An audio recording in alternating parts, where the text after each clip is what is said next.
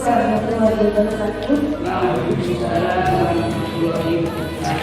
Yang terhormat Ibu Ina Nurjahani selaku Kepala Sekolah SD Negeri Bonau, yang saya hormati Bapak Ibu Guru dan serta mahasiswa kampus mengajar angkatan 6 yang saya sayangi dan saya banggakan.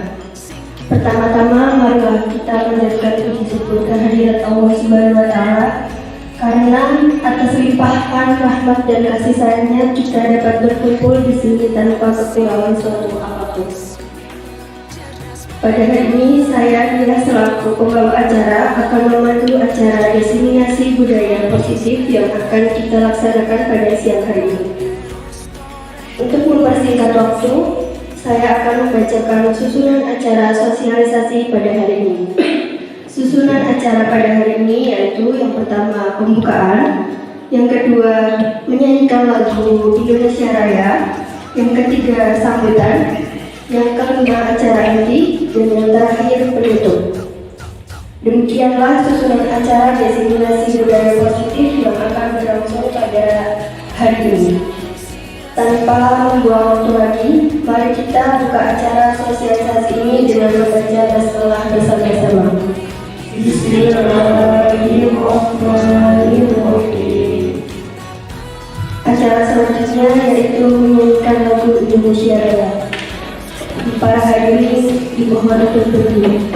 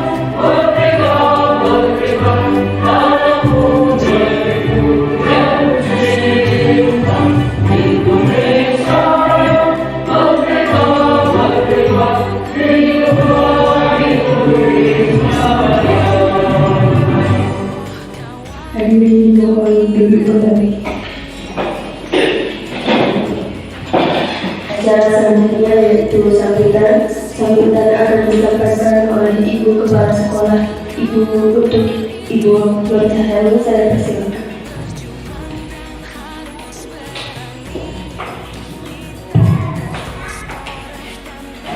Assalamualaikum warahmatullahi wabarakatuh.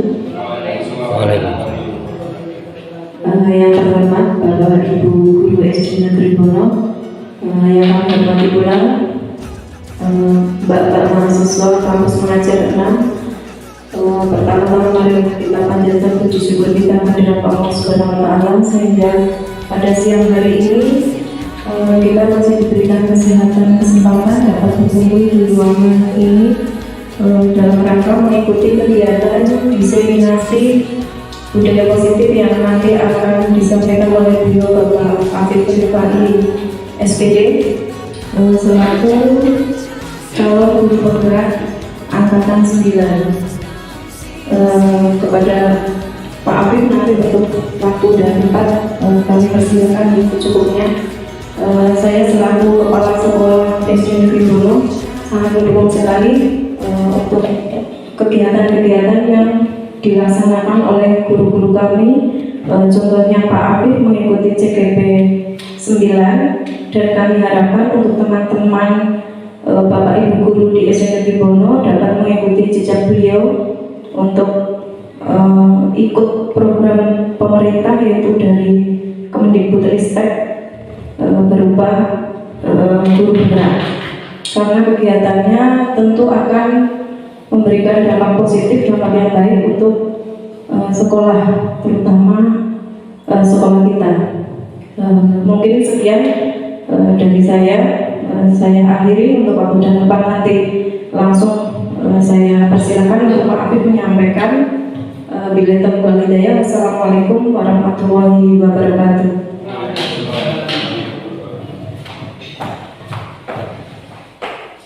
Terima kasih atas sambutan dari Ibu Kepala Sekolah. Acara selanjutnya yaitu acara inti mengenai diseminasi budaya positif yang akan disampaikan oleh Bapak Afif Rifakai. Waktu dan tempat saya persilakan.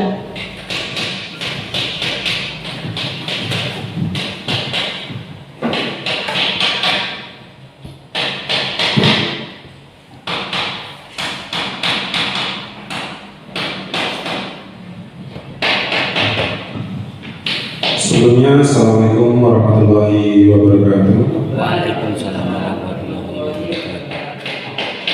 Terima kasih Mbak Dr. MC ini. Terus yang terhormat Ibu Kepala Sekolah SD Bono, yang kami hormati Bapak Ibu Guru serta mahasiswa dari KPM 6. Pertama-tama marilah kita panjatkan puji syukur kepada Tuhan Yang Maha Esa yang mana pada hari ini Bapak Ibu alhamdulillah dapat tamu di acara diseminasi budaya politik saya. Terima kasih sekali atas kehadiran Bapak Ibu Kepala Sekolah serta Bapak Ibu Guru dalam kehadiran dan Mbak KPM 6 yaitu tanpa kita dengan Nabi Agung Muhammad SAW yang kita nantikan syafaatnya di hari mulai. Nah, yang selanjutnya itu saya akan memaparkan belajar bersama tentang penyebaran pengalaman dan pengalaman tentang di lingkungan sekolah, yaitu tentang diseminasi budaya positif.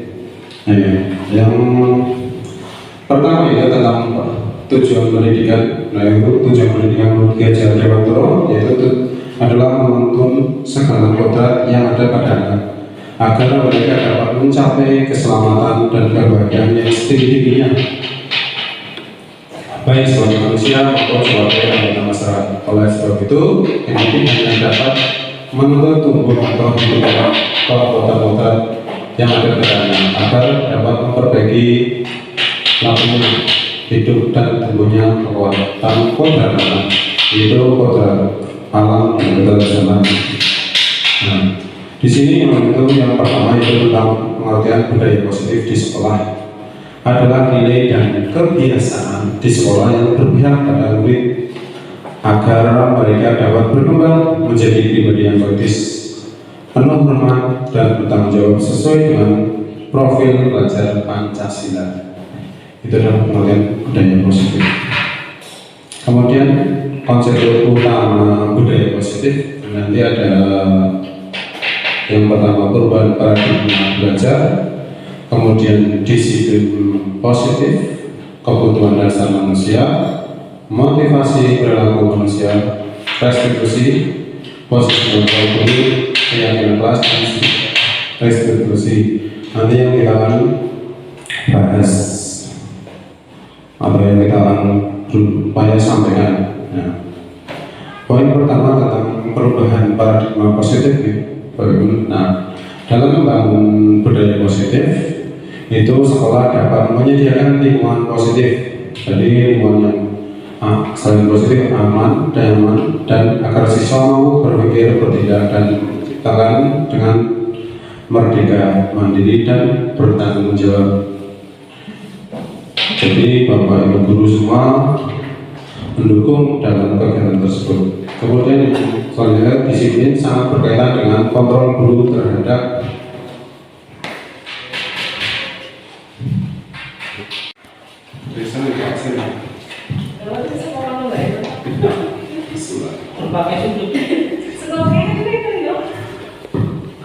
perubahan paradigma positif, yaitu dari dalam membangun budaya positif, yaitu sekolah dapat menyediakan lingkungan yang positif, aman, nyaman, agar siswa mampu berpikir, bertindak, dan menciptakan dengan merdeka, mandiri, dan bertanggung jawab.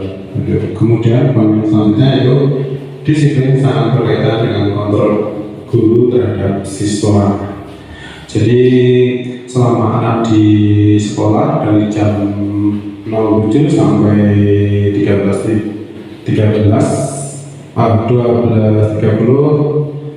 itu posisi guru yang kontrol, nanti mengontrol semuanya kegiatan anak tersebut.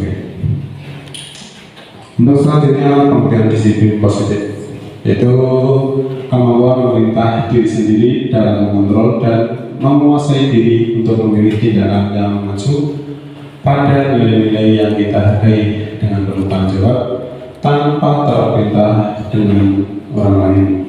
Untuk selanjutnya yaitu disiplin positif merupakan salah satu cara penerapan disiplin yang bertujuan untuk menumbuhkan kesadaran serta memberdayakan peserta didik tanpa imbalan atau penghargaan, ancaman atau hukuman. Tetapi kadang-kadang kita guru juga perlu mengingatkan supaya anak itu lebih bersemangat dalam mengikuti pelajaran ini. Kemudian tujuan lain-lain yaitu dari disiplin positif adalah tujuannya untuk menanamkan motivasi kepada semua siswa kita agar mereka menjadi orang yang mereka inginkan dan menghargai diri sendiri dengan nilai-nilai yang mereka terpercaya. Motivasi ini berasal dari diri siswa internal sehingga akan mendapatkan jangka panjang dan tidak akan terpengaruh dengan adanya hukuman dan hadiah. Yang selanjutnya, yang ketiga tentang kebutuhan dasar manusia. Kebutuhan dasar manusia adalah segala sesuatu yang kita lakukan untuk mendapatkan apa yang kita inginkan. Seluruh tindakan yang kita lakukan memiliki tujuan tertentu dan semua usaha terbaik yang kita lakukan adalah dalam rangka agar kebutuhan dasar kita terpenuhi. Dalam 5 tingkatan kebutuhan dasar yaitu ada kebutuhan fisiologi, kebutuhan akan rasa aman, kebutuhan akan rasa memiliki dan kasih sayang, kebutuhan akan penghargaan, dan kebutuhan akan aktualisasi diri. Kita akan contoh-contoh dari kebutuhan dasar tersebut. Yang pertama, kebutuhan dasarnya fisiologi. Contohnya makanan, minuman, dan tempat berteduh, tidur, oksigen basah, dan pangan papan. Dan kebutuhan biologis juga termasuk kebutuhan fisiologi. Yang kedua yaitu kebutuhan akan rasa aman, fisik, baik sedang berkelahi ataupun itu. Kalau aman jadi enak itu. Kemudian stabilitas ketergantungan, perlindungan, kebebasan dari daya ancam seperti kriminalitas atau pencurian. Itu kebutuhan akan rasa aman. Yang ketiga yaitu kebutuhan akan rasa memiliki dan kasih sayang. Contohnya apa? Rasa diterima dalam sekolah, keluarga, masyarakat, berbagi cinta dan kasih sayang. Kita sebagai guru kasih sayang, tiap hari kita selalu memberikan kasih sayang kita terhadap anak, bentuknya perhatian. Bagaimana anak belajar di sekolah tersebut, diajari, selalu diperhatikan, gitu. Kalau selanjutnya, yang nomor 4, kebutuhan akan penghargaan, harga diri, berprestasi, terus menjadi terampil dan kompeten. Contohnya ya seperti Pak Pun jadi juri dalam FTPI ataupun lomba tentang bernyanyi, karena Pak Pun itu berkompeten dalam bidang vokal. Kemudian Pak contoh wajar lagi tentang Pak Orman dalam bidang kepramukaan. Itu. Jadi kadang di berbagai sekolah baik SD, SMP, SMA bahkan aktif dalam kabupaten seperti itu. Jadi jika kita berkompeten, kita akan mendapat sebuah penghargaan guru, sekolah, dan dinas itu adalah kebutuhan akan penghargaan. Kebutuhan yang kelima yaitu aktualisasi diri, yaitu memahami dan menerima diri sendiri, kemudian menolong sesama, bertindak sopan, memiliki rasa bersyukur, dan suka hal-hal yang baru dan menarik, tentunya hal yang menarik yang bentuknya positif. Nah, perilaku manusia itu memiliki dua motivasi intrinsik dan ekstrinsik. Intrinsik di sini adalah motivasi yang ditimbulkan dari diri seseorang, jadi diri sendiri kita. Motivasi ini biasanya timbul karena adanya harapan, tujuan, dan keinginan seseorang terhadap sesuatu sehingga dia memiliki semangat untuk mencapai itu. Contohnya kalau seseorang, aku ingin juara kelas, bagaimana? Wah, ternyata aku harus rajin belajar. Selain itu, aku juga menambah tambahan ilmu sama Pak guru yang lain. Dia tetap terus termotivasi itu dari dia, wah, aku harus berusaha. Semoga dalam akhir nanti dapat mendapat juara. Itu motivasi dalam intrinsik. Kemudian yang kedua, motivasi ekstrinsik. Sesuatu yang diharapkan akan diperoleh dari luar diri seseorang. Motivasi ini biasanya dalam bentuk nilai dari suatu materi, misalnya imbalan dalam bentuk uang atau intensif, lainnya diperoleh atas suatu upaya yang telah dilakukan. Wah, biasanya kadang orang tua atau pak guru kadang, ayo main wisot juara, nanti besok tak kasih hadiah uang 100.000, contohnya itu. Menanggap besok kita jalan-jalan ke Jogja.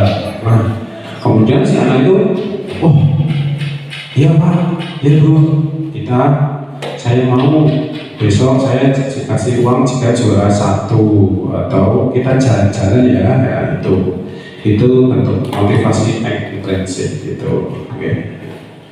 Kemudian untuk selanjutnya menurut Diakus dalam bukunya Restoring School Discipline menyatakan ada 3 alasan motivasi perilaku manusia. Yang pertama, untuk menghindari ketidaknyamanan atau hubungan. Itu kalau semuanya jika melanggar ataupun nilainya jelek, kadang seseorang atau orang tua memberikan suatu hubungan. Besok hari Minggu ada libur, sinau dulu, kadang tak sesuai dulu. Nah, kemudian kadang jadi anak tersebut juga tidak nyaman. Wah, aku 3 minggu jam libur, mau kita kudu sinar. Nah, itu jadinya kadang makanya motivasi manusia contohnya di pusat itu. Kemudian yang kedua, mendapat imbalan atau penghargaan dari orang lain. Tadi semuanya si Bapak Guru atau memberikan sebuah hadiah jika menang ataupun berpuasa 1 bulan penuh. Wah, kalau puasamu tutup sampai selesai, nah dapat hadiah dari Bapak atau Bapak Guru yang lain. Nah, itu contoh alasan motivasi perilaku manusia. Yang ketiga yaitu untuk menjadi orang yang mereka inginkan dan menghargai diri sendiri dan nilai-nilai yang mereka percaya. Nah, dari ketiga motivasi perilaku manusia dalam menjaga disiplin positif yang harus ditanamkan dalam diri adalah motivasi yang ketiga, menjadi diri sendiri. Kemudian menghargai diri sendiri, menjadi orang yang diinginkan dan menghargai diri sendiri itu. Nah, motivasi intrinsik ini yang bukan panjang, motivasi yang tidak nampak terpengaruh pada adanya hubungan atau hadiah itu. Selanjutnya 5 posisi kontrol guru. Nah, kita sebagai guru mempunyai 5 posisi. Yang pertama penghukum, yang kedua pembuat rasa bersalah, kemudian kita sebagai teman, yang keempat sebagai pemantau, dan lima manajer. Nah, contohnya ini ya, menurut Diana dosen terdapat 5 posisi. Nah, pertama penghukum. Seseorang penghukum dapat menggunakan hukuman fisik dan verbal. Guru yang menjadikan posisi penghukum akan berkata, berkatanya seperti pahami aturan saya atau awas nanti. Yang kedua, kamu selalu saja salah. Itu contoh penghukum, yaitu pahami aturan saya atau awas nanti. Yang kedua, kamu selalu saja salah. Ini adalah kata-kata yang biasa jadi kata-kata penghukum.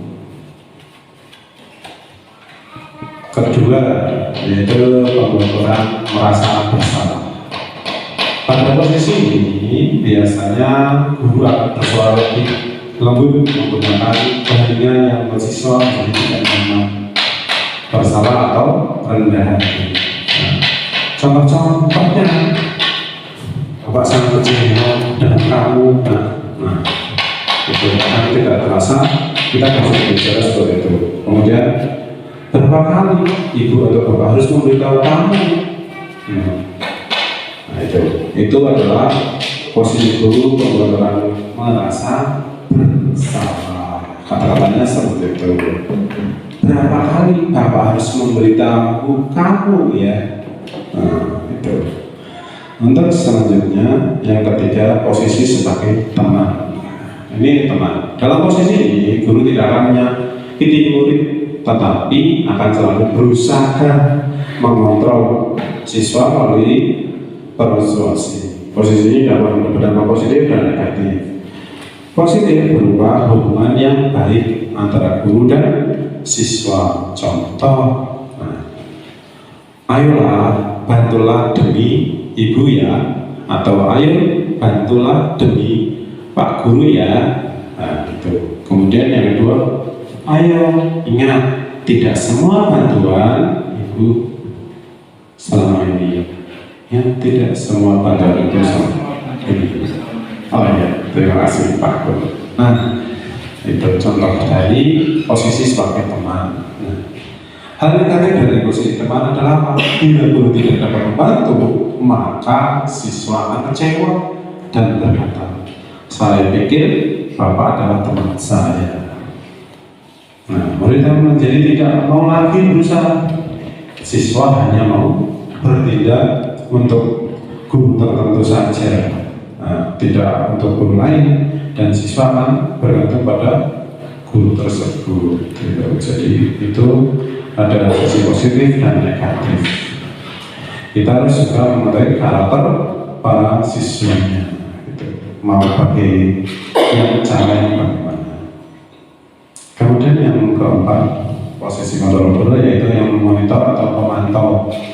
Posisi pemantau berdasarkan peraturan-peraturan dan konsekuensi dengan memisahkan hubungan pribadi. Contohnya peraturannya apa?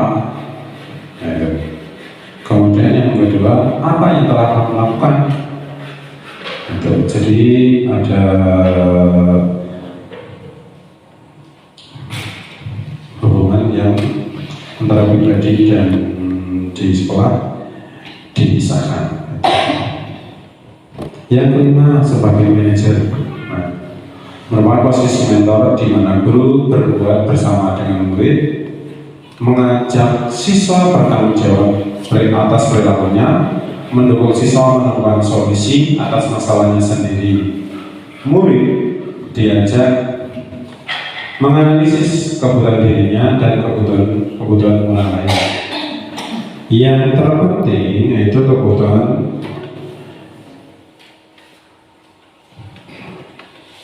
yang terpenting adalah kolaborasi dengan siswa. Kata seseorang manajer yaitu contohnya apa yang kita yakini.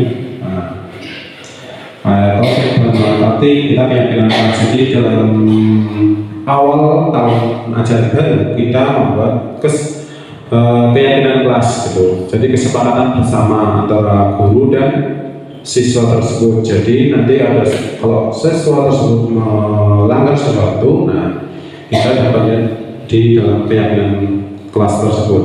Nah, kemudian kata-katanya apa yang kamu yakini? Nah, intinya seperti itu. Kemudian jika kamu yakini, apa kamu bersedia memperbaikinya?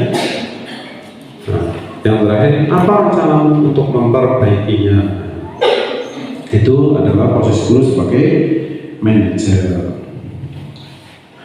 Contoh kasus yang pertama yaitu siswa tidak memakai atribut lengkap saat upacara. Biasanya terjadi di hari Senin pagi. Kalau habis minggu lupa anak tidak membawa, nah biasanya bapak ibu guru juga seperti ini. Nah, kasusnya siswa tidak memakai atribut lengkap. Nah, kalau pembuku biasanya, guru ada hormat pada bendera selama 20 menit. Itu terlihat sadis sekarang, tapi kembali masing-masing dari kesepakatan atau keyakinan sekolah tersebut. Nah, itu penghukum hormat bendera atau kadang membersihkan WC. Nah, itu model penghukum. Kemudian jika sebagai pembuat rasa bersalah, berapa kali ibu atau bapak harus memberitahu kamu selalu saja mengecewakan bapak ibu guru. Itu model pembuat rasa bersalah terhadap siswanya. Kemudian jika sebagai teman, ayo dong ikuti aturan sekolah, tolong bantu bapaknya sekali, enggak, atau ya sudah tidak apa-apa, tapi jangan diulangi lagi. Itu jika posisi guru sebagai teman. Nah itu. Nah, jika bagaimana kalau sebagai pemantau? Pemantau kata-katanya, kamu sudah melanggar peraturan sekolah, kamu tahu nggak konsekuensinya? Nah, itu.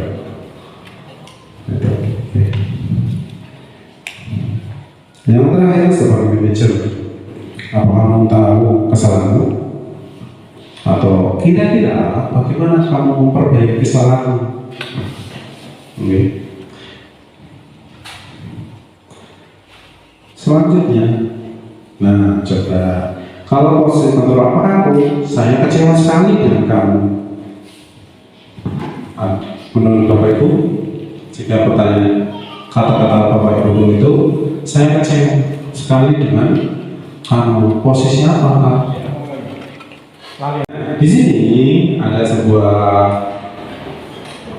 pertanyaan atau sebuah kalimat tentang saya kecewa sekali dengan kamu. Menurut Bapak Ibu guru di sini itu adalah posisi kontrol apa? Monggo ada yang bisa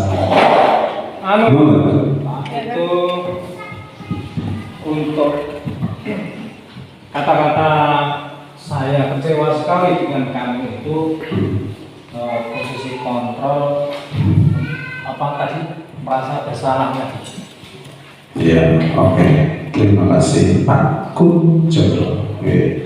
Nah, dari saya kecewa sekali, betul sekali apa yang tadi diungkapkan oleh Pak Kun, yaitu adalah posisi kontrol pembuat orang merasa bersalah. Itu. Oke, lanjut. Nah, yang kedua, ayolah lakukan demi Bapak Ibu guru. Ada yang saya nonton? Pak Rahman. Posisi apa? Posisi apa kan itu? Posisi kontrol apakah aku kata kunci yang lakukan demi Bapak dan Ibu itu berarti teman. Oke, terima kasih Pak Rahman. Betul sekali, itu adalah posisi sebagai teman. Yang terakhir, apa rencana untuk menyelesaikan masalah ini? Monggo. Ayo pemantau lagi Mas.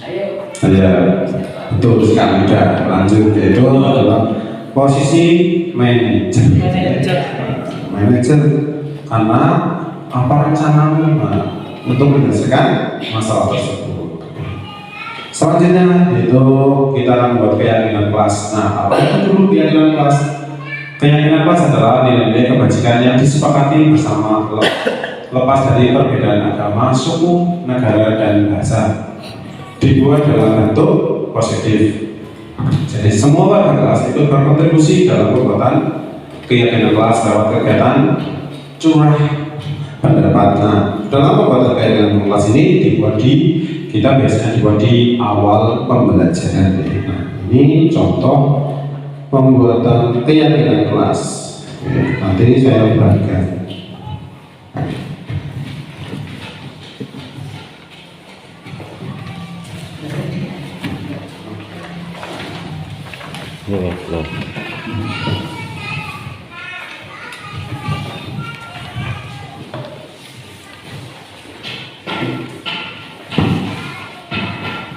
Nah, itu adalah panduan dalam pembuatan keyakinan kelas. Nah, untuk selanjutnya yaitu kemudian segitiga restitusi. Langsung saja, itu suatu proses dialog yang dijalankan oleh guru agar dapat menghasilkan murid yang mandiri dan bertanggung jawab. Nah, segitiga restitusi lalahnya ada 3 nih: menstabilkan aktivitas, memvalidasi tindakan yang salah, menanyakan keyakinan. Itu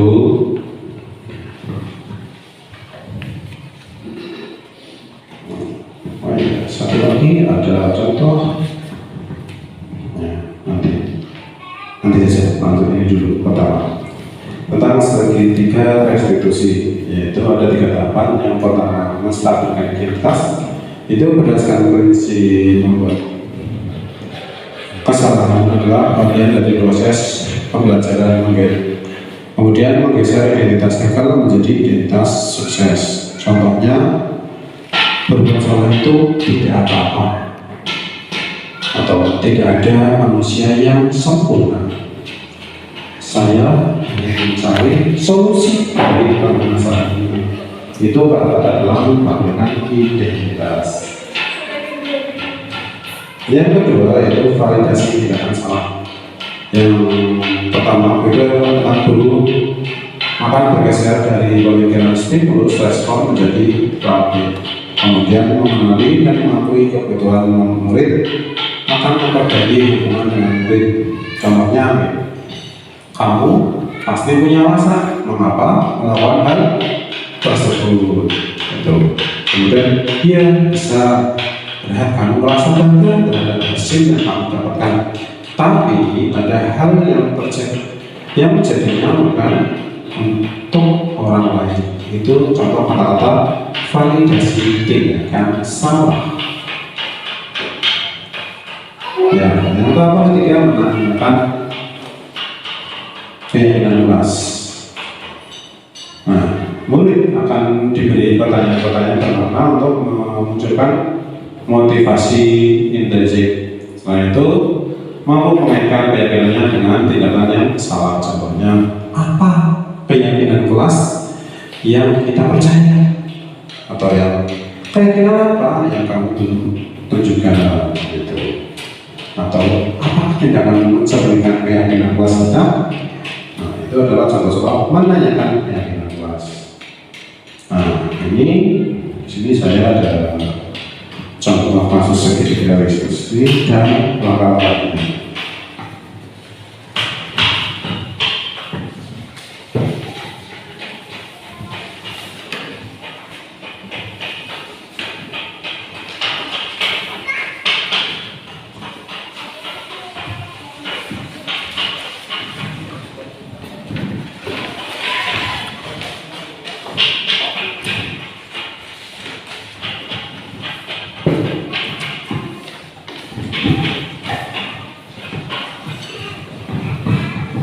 Nah, itu contoh kasus segitiga restitusi ya. Itu tentang Anda sebagai wali kelas. Nah, kalau dalam video nanti saya sebagai wali kelas 5 tentang kasusnya itu tentang Rahma yang berkata kotor karena dia dipercaya atau dinakali sama temannya yang namanya Nabi. Nah, ini contohnya.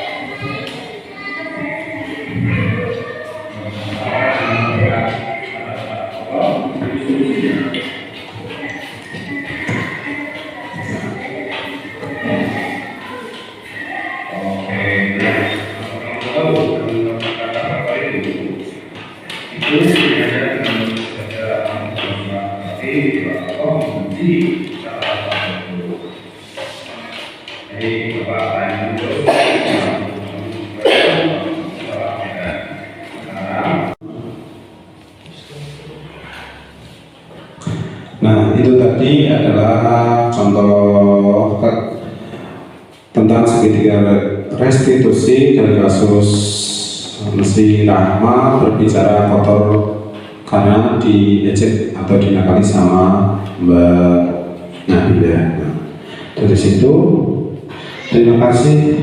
Mohon maaf apabila saya lihat ada kekurangan salah dalam ucapan ataupun bagian sengaja atau tidak sengaja, saya mohon maaf sebesar-besarnya. Wabillahi taufiq wal hidayah. Wassalamualaikum warahmatullahi wabarakatuh. Terima kasih atas penyampaian mengenai diseminasi budaya positif dari Bapak Afif. Selanjutnya yaitu acara yang terakhir, yaitu penutupan. Sebelumnya, saya sebagai pembawa acara memohon maaf yang sebesar-besarnya. Untuk doa akan dipimpin oleh Bapak Imam. Saya persilakan.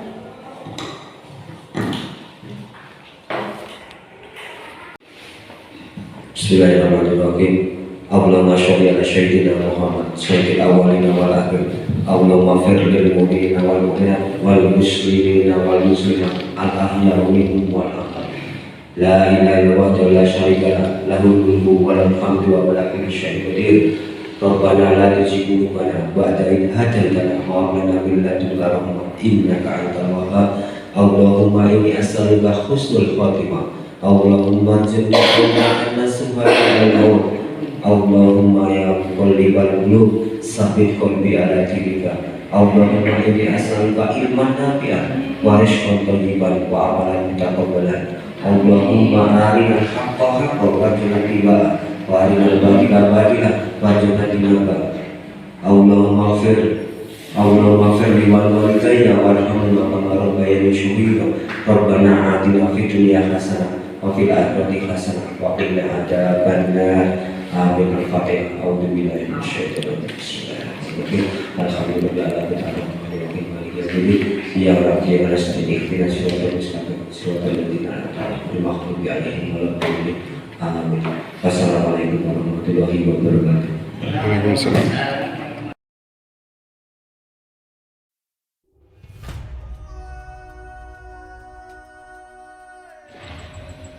Assalamualaikum warahmatullahi wabarakatuh. Saya Nur Kuncoro, rekan sejawat dari Bapak Afif Rifai dari SD Negeri Bono, Kecamatan Grabak, Kabupaten Magelang.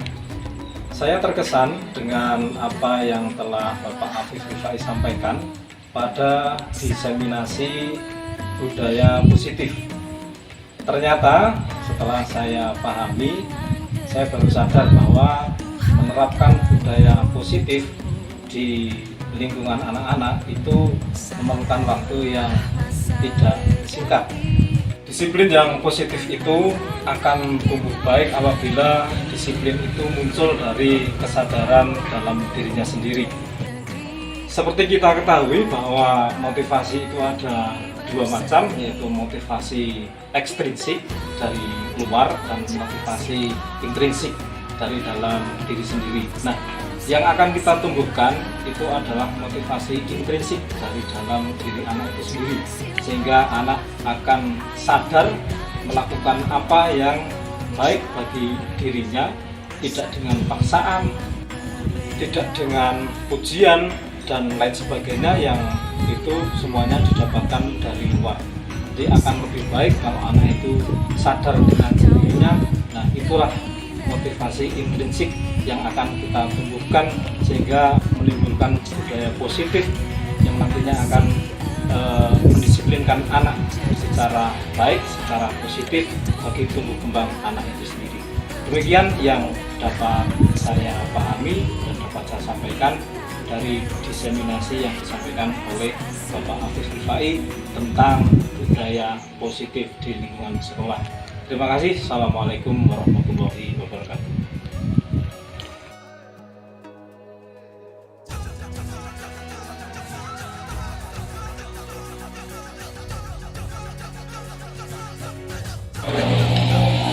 Assalamualaikum warahmatullahi wabarakatuh.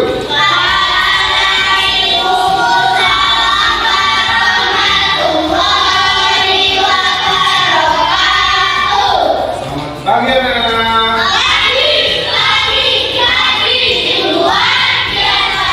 Oke, terutama dulu kita semua. Ya, terima kasih. Nah, pada pagi hari ini kita akan bersama-sama membuat sebuah kesepakatan kelas. Nah, kesepakatan kelas itu adalah tujuannya apa? Supaya kelas kita dapat menjadi lingkungan yang nyaman, terus damai, aman, dan kita bisa saling menghormati, tercipta sebuah kerukunan. Nah, apa itu kesepakatan kelas? Iya, betul. Nilai-nilai kebajikan universal, yaitu yang disepakati bersama antara guru dengan para siswa. Nah, sebelum membuat kesepakatan kelas, kita bahas dulu kesepakatan kelas.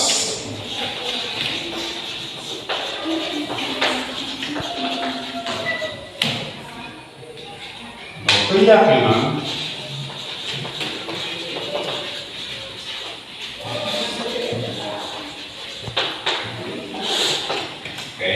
nah, sebelumnya aku catat dulu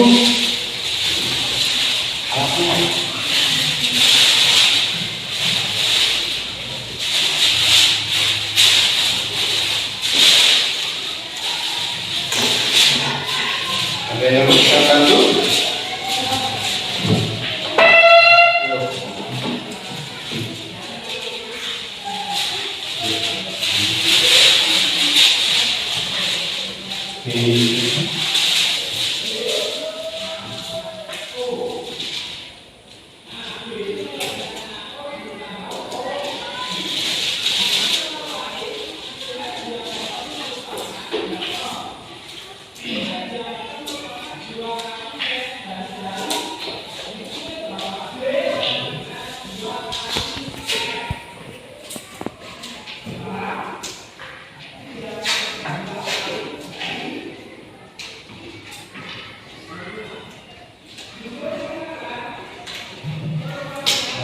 Terima kasih.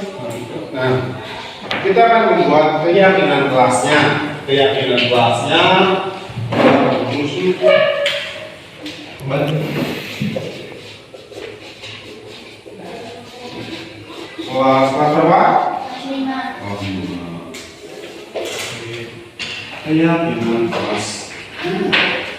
Nah, sebelumnya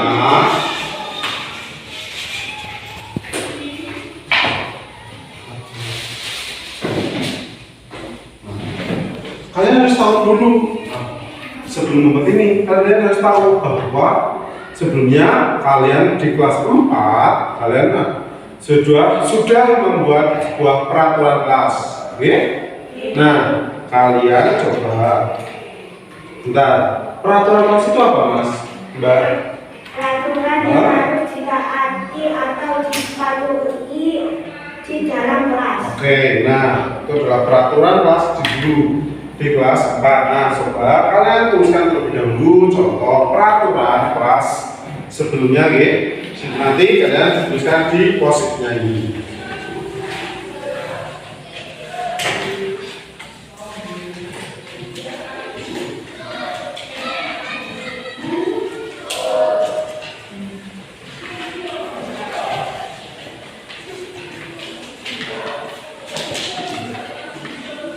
Terus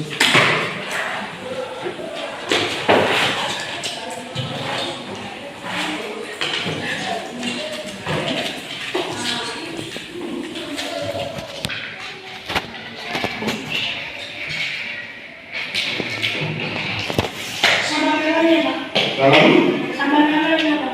ditulis namanya juga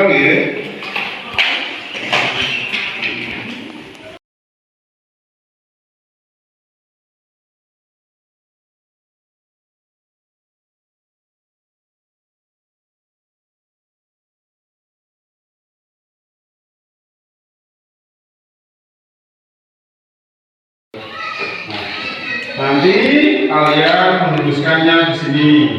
Terus dulu peraturan kelas. Nama lengkap Pak Diki. Nanti tempelnya di sini.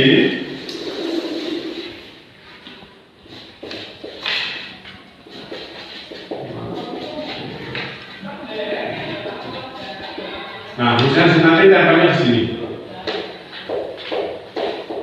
Oke. Sampul? Yuk, ditulis. Oke.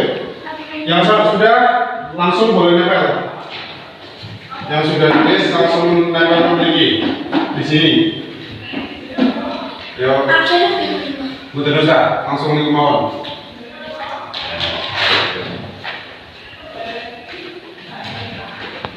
Lanjut, Mas coba.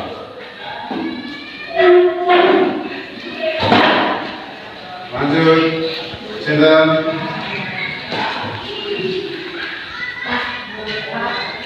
Ribut? Oke, Mas Abi. Apa betul? Oke. Lanjut.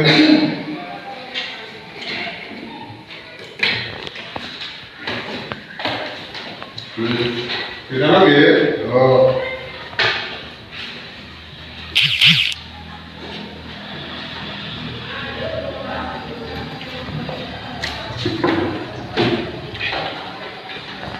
Iki berarti dijeda.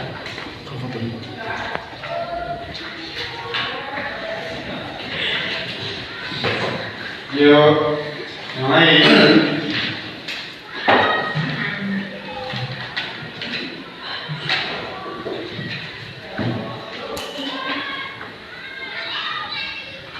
Oke,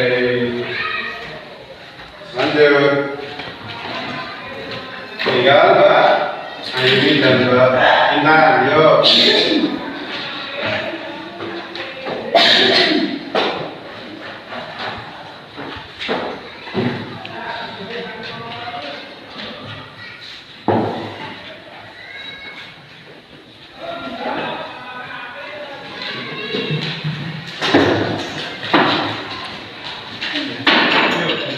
sini. Mana? Makan duduk. Oke. Nah, Pak coba bacakan peraturan kelasnya yang sebelumnya, Nah, peraturan kelasnya dari Masjidan yaitu dilarang mengecek. Kemudian ada dilarang gojekan. Dari Mas Jova dilarang rame. Dari kemudian Mas Noval dilarang bilang kamu nanya. Terus dari Mas Rehan dilarang makan di kelas. Oke.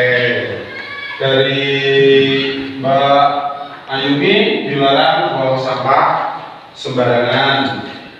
Dari Mbak Intan jangan memukul teman. Dari Mbak Nabila dilarang mencolek dan dilarang ambil milik punya teman. Nah, dari sini, dari peraturan kelas yang sebelumnya, kita akan buat menjadi kalimat positif. Kalimat positifnya, contoh. Nah, nanti dari itu kalian menuliskan lagi, membuat menjadi kalimat positif. Contoh dari Mbak Nabila nih, contohnya yaitu tadi dilarang mencontek. Hari kata dilarang atau jangan nanti dihilangkan, kemudian ataupun dirubah menjadi hal yang lebih positif. Contohnya seperti mengerjakan soal secara mandiri atau individu atau dengan percaya diri. Ya. Nanti kalian tuliskan juga di pos ini. Paham ya? Oke.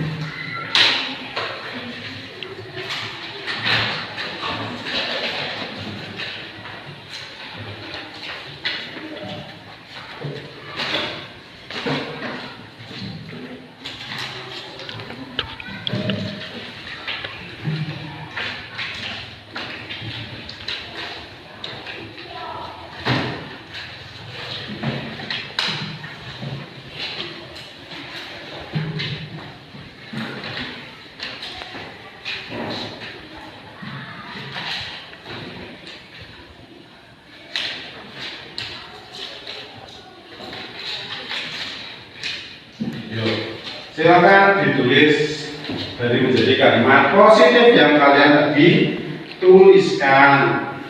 Ya.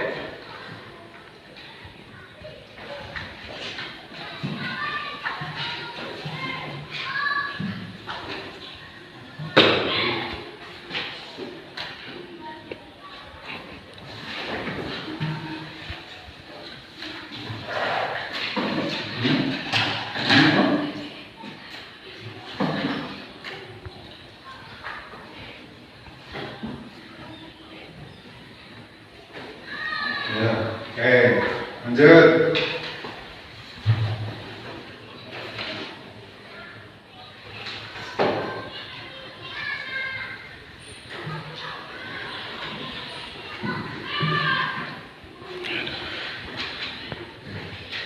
Betul, lanjut.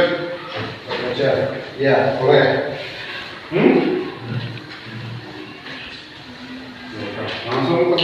Langsung yang sudah boleh ditempelkan.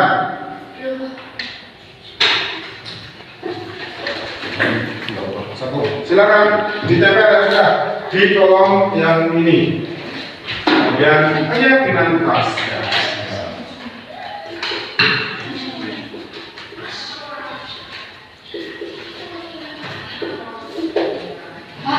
Belum? Jadi saling menghormati. Yuk, yang lain.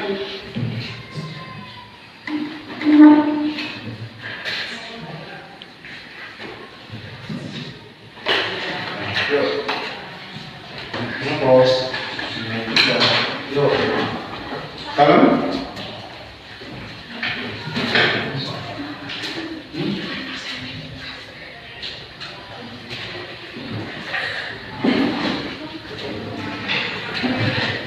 Yuk.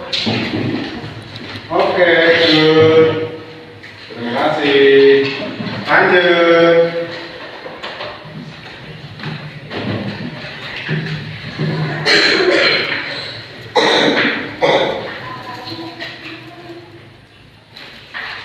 Oke.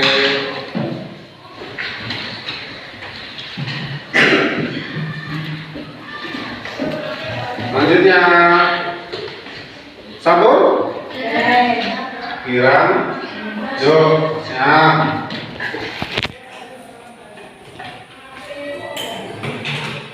Oke, yuk.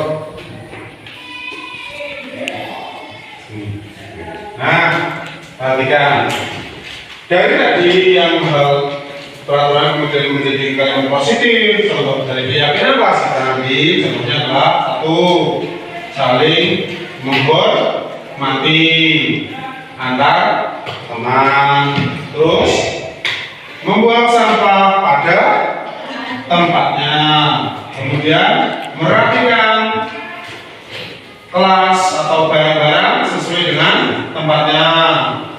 Kemudian boleh makan dan minum saat jam istirahat. Ada lain, kemudian ada ucapanlah dengan kata-kata yang baik atau dengan sopan santun. Dari kesepakatan kelas kita ini, kemudian kita buat sebuah intisari darinya. Intisari itu dari itu. Nah, intisari dari sebuah contoh tadi, kalau saat ulangan, ya, saat ulangan kan tiap anak mengerjakan sendiri. Nah, itu adalah bentuk apa? Nanti salah satu menulis kelompok ini satu, ya, ditulis.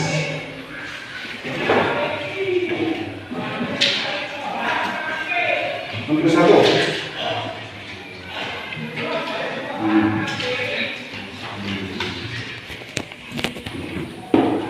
Terus yang ini bagaimana ya?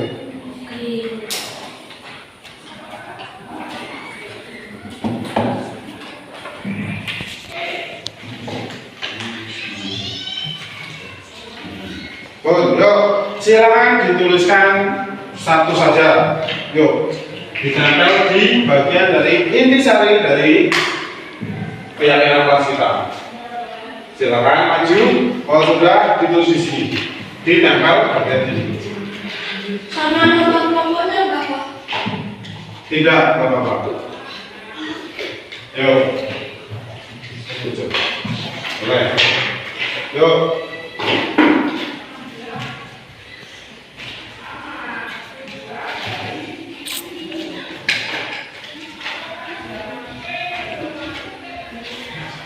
Oke, betul. Oke. Sip. Bagus, terima kasih. Lanjut. Oke, lanjut. Kurang satu, Mbak Rama.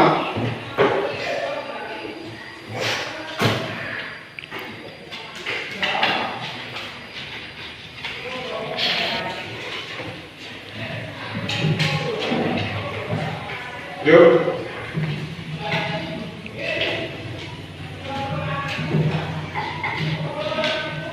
Oke, terima kasih. Silakan duduk.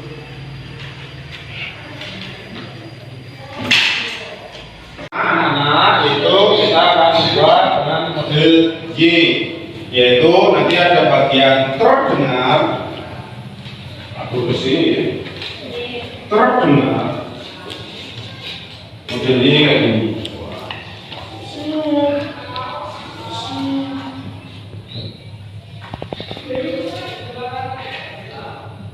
Terdengar, terlihat, sama berperilaku.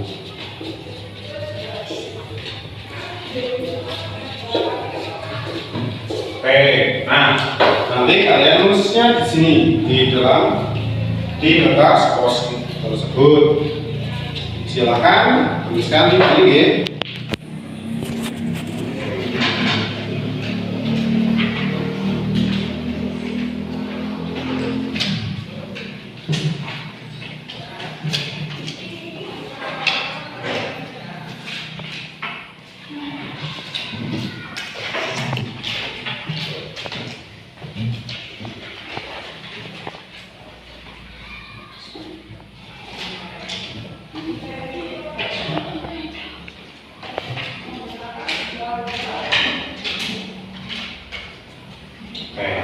Ya, silakan dituliskan kemudian ditempel di sini ya.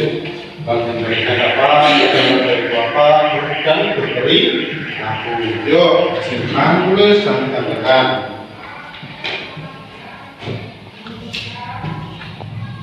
Oke.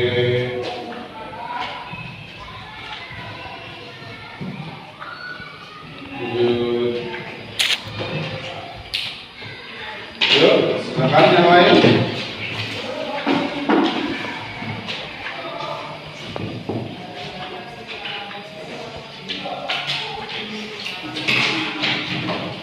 Oke. Mbak Yeni.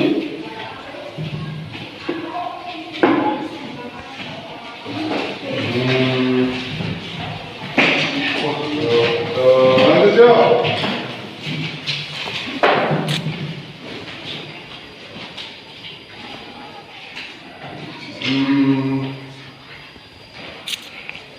Oke, terima kasih. Ya, duduk.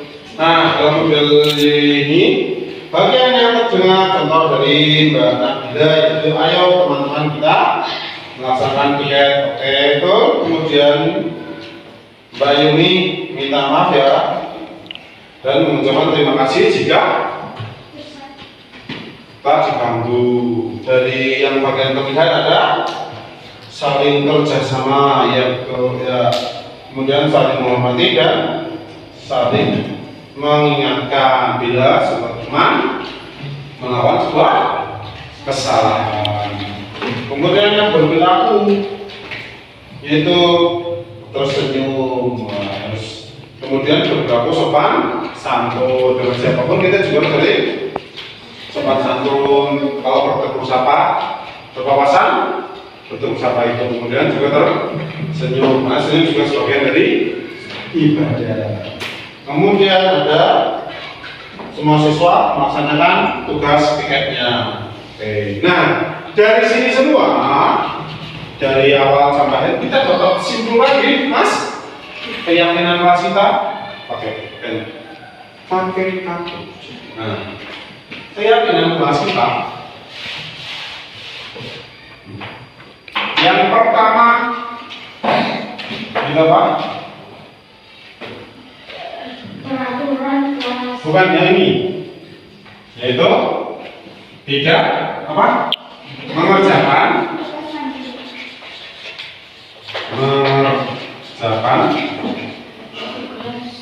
tugas kita mandiri. Terus saling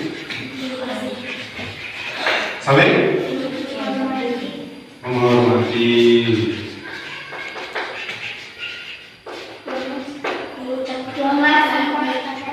Membuang sampah pada tempatnya. Kemudian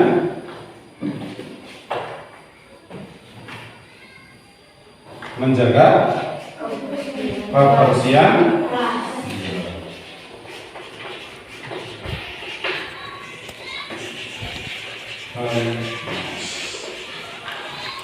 kemudian yang lain bisa iya selalu berkata yang hari bagus. Selesai. Nanti keyakinan kelas kita, kesepakatan kelas kita yaitu satu mengerjakan tugas secara mandiri, terutama ulangan harian. Kemudian yang kedua saling menghormati.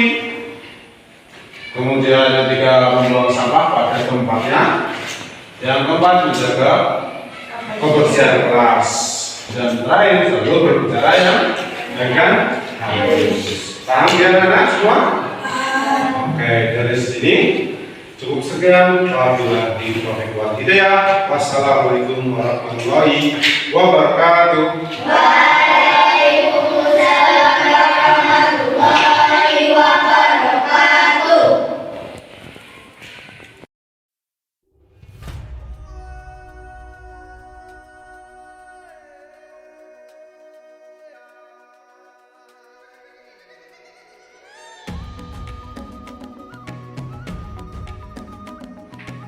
Assalamualaikum warahmatullahi wabarakatuh. Perkenalkan, nama saya Nabila Zahra, kelas 5 dari SD Negeri Bono. Saya senang sekali diajak berdiskusi dengan Pak Guru. Saya tidak akan mengulangi perbuatan saya lagi. Saya akan selalu menghormati teman-teman dan Bapak Ibu guru saya. wabarakatuh.